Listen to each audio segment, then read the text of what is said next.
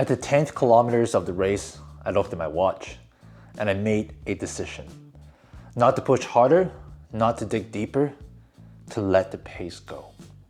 That might be the smartest thing I've done in 2 years of marathon training. Because here's the thing nobody tells you about missing a goal twice. Sometimes the failure teaches you more than the finish line ever could. I'm Felix, and this is what I learned. So this video is basically the next chapter of the Road to Sub-4 series. And I want to talk about the biggest lessons I learned from the race, what I realized immediately after, and what I'm changing over the next 6 to 12 months to give myself a real shot at eventually breaking the 4 hours. But more importantly, I want to build a version of training that actually fits my life long term. One where running doesn't become the only thing in my life. If you've watched my last marathon video, you probably noticed something. I slowed down pretty early, and I know some people might look at that and goes, maybe he gave up mentally. But honestly, that was probably one of the smartest decisions I made all race. Because during my first marathon, I learned exactly what happened when you ignore the warning signs too early. You hit the wall. And once that happens, the race stops becoming running. It becomes survival. So lesson number 1 is finishing the race well is way more important than forcing the pace. And this race was honestly a test of ego for me. I trained for months. I wanted sub-4 badly. But around pretty early in the race, I could already feel the effort was too high. And the biggest thing I'm proud of is that I didn't let the certainty panic me.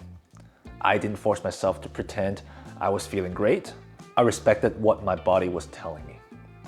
And instead of chasing the pace, I shifted the goal. Finish smooth, don't hit the wall, and keep this controlled.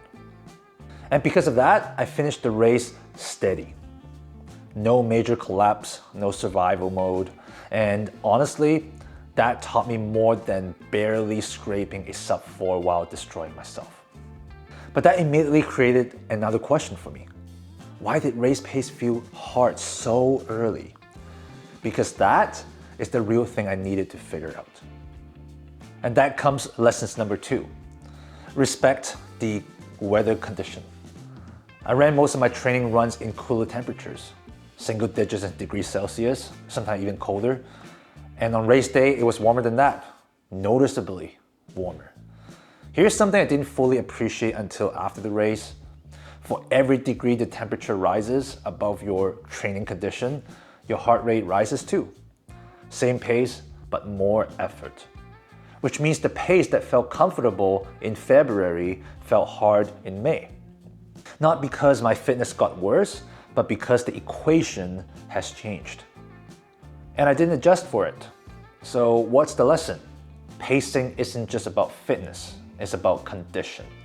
You can't control race day weather, but you can build a race plan that accounts for it. A heat-adjusted pace, a conservative first half, a plan B that you're not ashamed to use. I didn't have a plan B. Next time, I will. And lesson number 3, this is probably the biggest one. I still don't think I respected recovery enough. I showed up to the race more tired than I realized. And I think for a long time, I trusted the training plan too much. I followed the sessions, I completed all the mileage, but I wasn't asking deep enough, am I actually recovering well? And that's very different. Because a plan doesn't fully understand your body. It doesn't know your stress, your sleep, your other sports, your work, and how you feel at the moment. And I think I rely too much on just trusting the structure, instead of learning how to properly adjust. So the biggest shift after this race is that I'm no longer chasing how much training I can survive. I'm chasing how well I can recover. Because I genuinely believe that recovery is now the biggest limiter for me. So naturally, the next question is, what happens now? And honestly, I don't fully know what my next marathon is yet, I know I want to race another full marathon roughly around 8 to 12 months from now. So somewhere around January to March next year.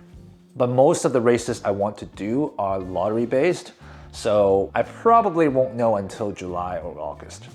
So for now, I'm not locking myself emotionally to any specific race. I'm just preparing for the next version of myself.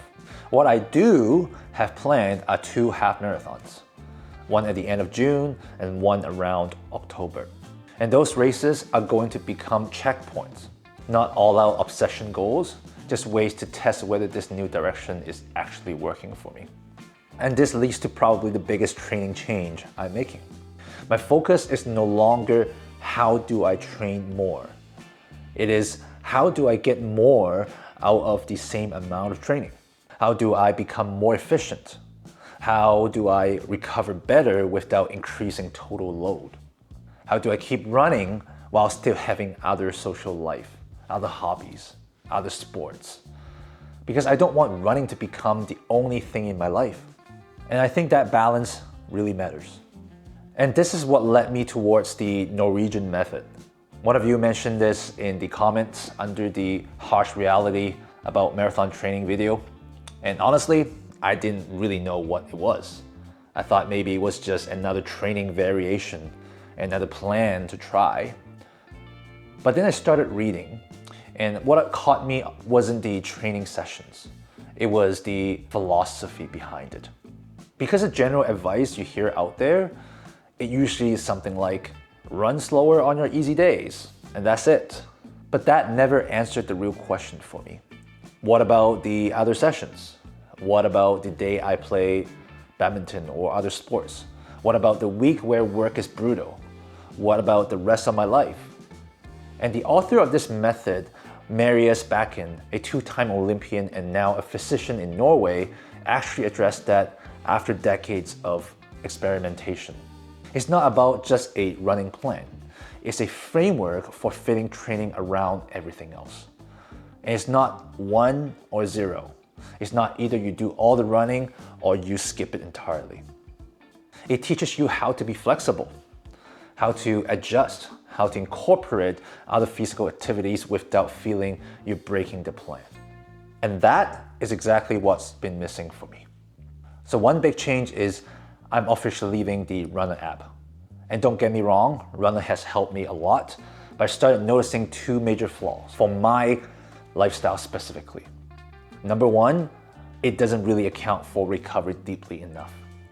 It gives me a structured progression, but it doesn't truly ask, how tired are you? Are you adapting well? Is your body actually recovering?